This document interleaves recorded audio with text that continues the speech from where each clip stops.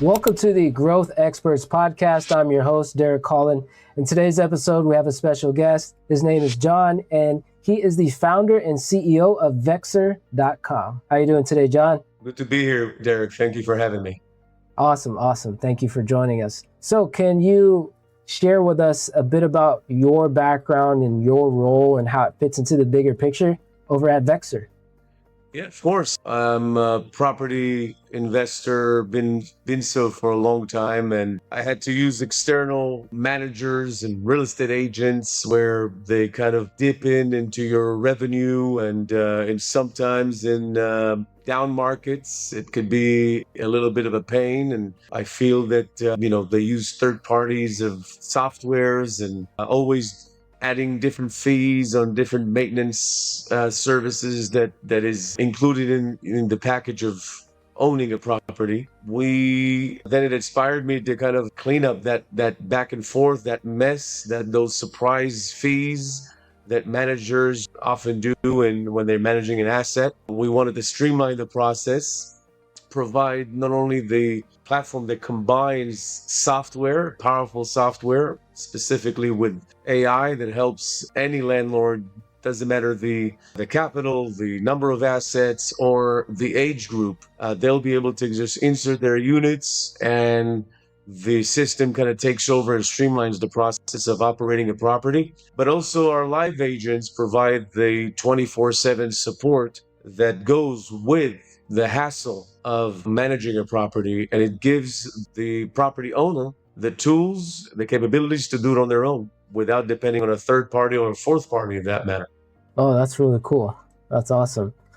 So it sounds like you're utilizing specific software as a services and technology to make things a lot better, more efficient in the workplace. Can you describe some of those efficiencies, whether it's administrative or tenants, or is it more so for operations? Can you kind of give us some more detail? Yeah, absolutely. So the beautiful thing about it is it encompasses all of what you just named and more. So first thing is fulfilling vacancies. It automates the whole process of marketing, integrations with different platforms that most people kind of see their listings at. So Zillow, Trulia is overtaken the MLS or the other platform where that's where people go and see their listings, whether it's for buying or renting their properties.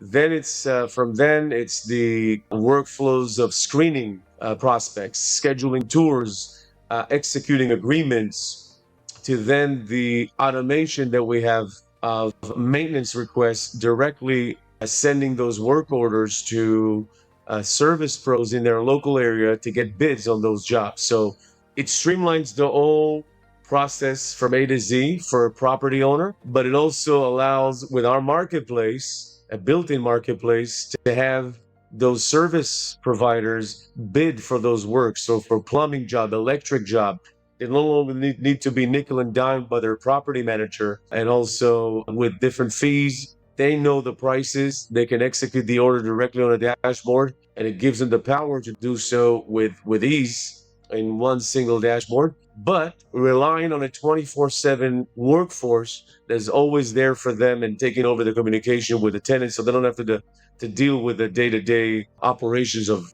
and communications with their tenants, guests, or buyers, for that matter. Oh, that's really good. So that essentially increases productivity and makes things a lot easier, not only for leasing or property management, but I would assume if they're more productive, it helps the tenants as well. Absolutely. Tenants love this because they get their requests answered quickly. Managers, unfortunately, go to sleep at 6, 7 o'clock, or they go out. Our offices are always open. We're in 5 countries. We operate properties in every city and state in America and some in Canada. So we have offices in every city and state in the U.S., service providers in every city in the U.S. So we never sleep. We're always there. So the tenant is happy. The landlord is happy. They don't have to deal with the headaches of handling their tenants and guests. But also they're very happy that they don't have to share their revenue to like high fees of 10 to 15%, where in average, they can do this with us for like only 3%. We we started as a white label platform for managers, for agents, for brokers, that they used us, our platforms, our softwares, and our 24/7 support teams for their properties, for rentals and sales. Now we're going directly to the consumer in 2026, and we see a lot of increase of prop tech completely taking over, and we see that agents and managers of assets are going to be a thing of the past pretty soon. Oh, interesting. And is it primarily residential, or do you delve into commercial as well? We operate any assets, whether it's commercial, industrial, or residential, not only to the short term, but also long-term tenants. But we also now, in some cities, it's very popular to have a midterm, which is the corporate rental and traveling nurses. It's very popular in certain metropolitan cities that we see an increase in rentals in that specific space. I see. So if there's a demand, then there's most certainly a need for Vexer. Absolutely. We can completely scale it to the next level because of our operations in different countries. We're hiring very aggressively for the operators of the behind the scenes, the back office. Most of the work is digital, but we see a lot of properties that are loading up in different cities. So we're trying to kind of keep up with the demand of service pros where a lot of maintenance is coming in. So we're growing exponentially. In the next few months, we're growing very, very quickly. That's awesome. Oh, growth is always a good thing, and that's why you're on the Growth Experts podcast. Yes, absolutely. And I love it. Awesome. So what major shifts are you currently seeing in your industry right now? So that's a very good question. The reason why I started this interview and I mentioned about the high fees, different fees of property managers, real estate agents. Unfortunately, it's a down market. People need to save money. Property owners want to sell their property and don't want to give up a share of their equity to an agent or a manager for just simply doing tours, and most of the work is digital. So we definitely see the increase in our user base because of the need for saving. Property owners want to save because of this situation that is the market is not really friendly for rentals and for sales. So if they're selling their property, they want to save the fees of sharing their revenue and for the sale with a broker or an agent. And if they're operating if they want to manage their asset, they'd rather give it to a property operator, just charging them a subscription base, and which is as low as 3%, which is absolutely nothing. And there's no other fees involved in that. So we definitely see the increase from landlords and property owners due to the fact is that they want to conserve and have more capital in their pockets every month, or whether they're selling.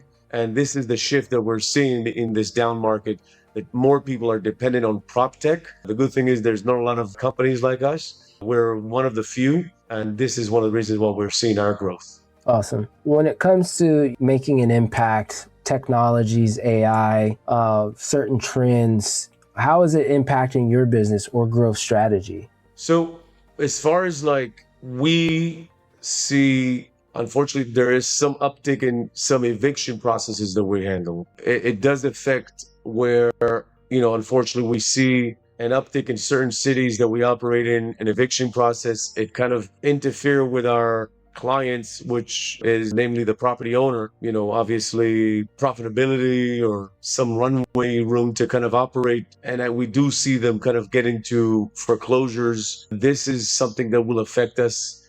And the near term, long term wise, obviously there's going to be some market shift that's going to kind of swing this market into a better when all the interest rate will lower, and more property seekers or buyers will buy, and also prices will come down a bit, where renters will be able to afford to rent average 2-bedroom, 3-bedroom apartment. This is the shift and the trends that we're seeing in the short term, where a lot of our property owners are, yes, they want to save money, but they want to save money for a reason, because they've been hit. And then we do see them suffering because of certain tenants are getting evicted. They're not paying rent. So we do see that the market is a little bit rough at the moment. I hope I answered the question with that. No, definitely, definitely. So when a problem or a situation may arise, who typically brings you into the picture?